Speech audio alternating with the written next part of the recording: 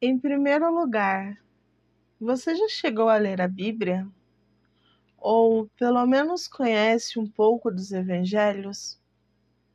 Se a sua resposta for sim, isso será de grande ajuda.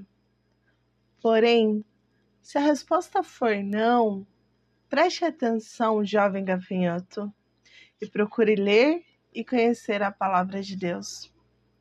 Acredite, nela você encontrará uma fonte de sabedoria e um caminho de amor para seguir. No Evangelho de São Lucas, capítulo 22, a partir do versículo 1, podemos ver claramente Jesus e as instruções que ele passa aos discípulos para prepararem o local onde celebrariam a Páscoa. E a partir do versículo 14, é possível ver uma raiz profundamente bíblica ligada à Santa Missa. Fique atenta, jovem ovelhinha, pois assim está escrito. Chegada que foi a hora, Jesus pôs-se à mesa e com ele os apóstolos. Disse-lhes: Tenho desejado ardentemente comer convosco esta Páscoa antes de sofrer. Pois vos digo, não tornarei a comê-la até que ela se cumpra no reino de Deus. Pegando o cálice, deu graças e disse: Tomai este cálice e distribuí-o entre vós. Pois vos digo, já não tornarei a beber do fruto da videira, até que venha o reino de Deus. Tomou em seguida o pão, e depois de ter dado graças, partiu-o e deu-lhe, dizendo: Isto é o meu corpo, que é dado por vós. Fazei isto em memória de mim. Do mesmo modo, tomou também o cálice depois de cear, dizendo: Este cálice é a nova aliança em meu sangue, que é derramado por vós. Depois, a Bíblia segue relatando como foi cada acontecimento, desde a traição de Judas à paixão e ressurreição de Jesus.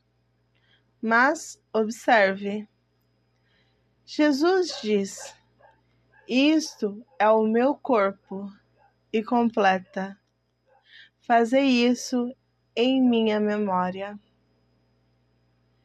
Eu poderia apenas resumir e dizer que cada missa é o renovar da entrega de Jesus por cada um de nós, do santo sacrifício de Jesus para nos redimir, e que fazemos isso em obediência a Ele.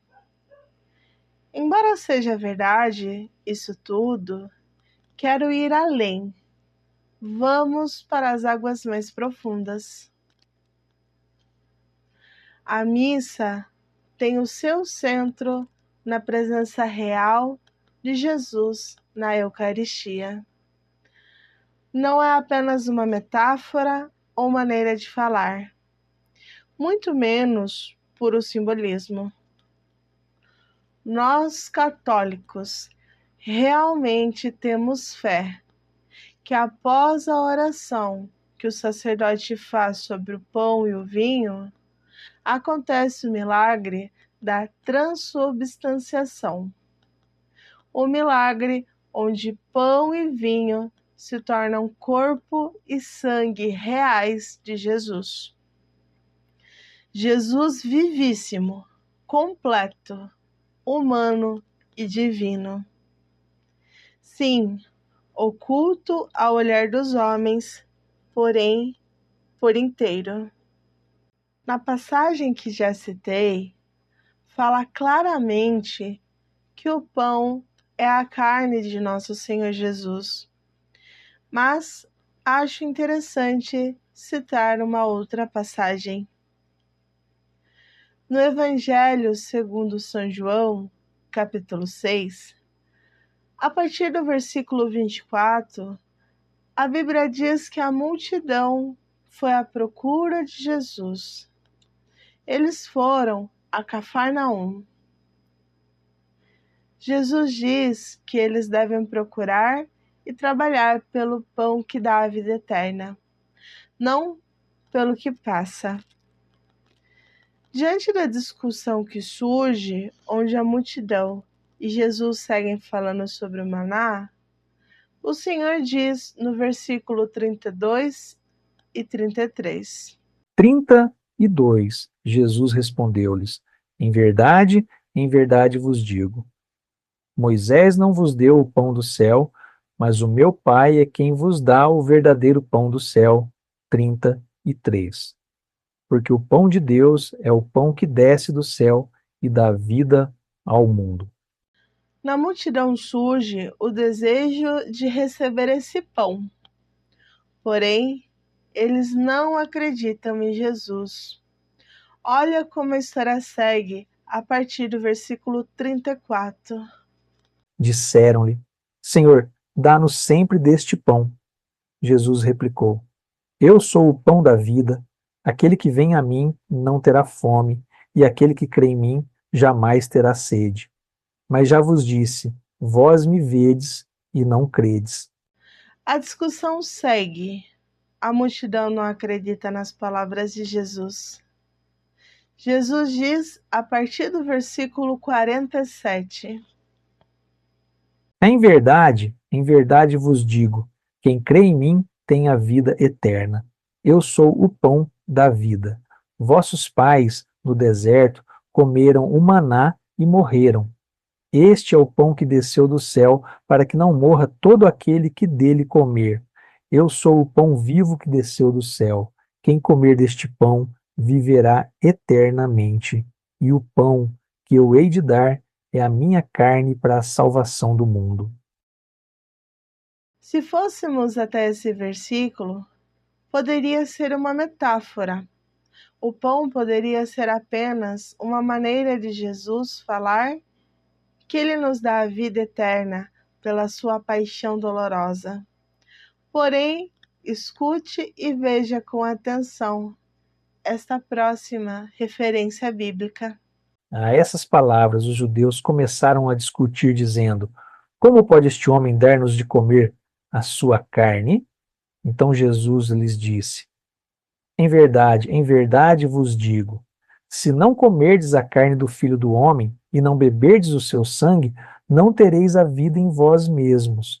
Quem come a minha carne e bebe o meu sangue tem a vida eterna, e eu o ressuscitarei no último dia.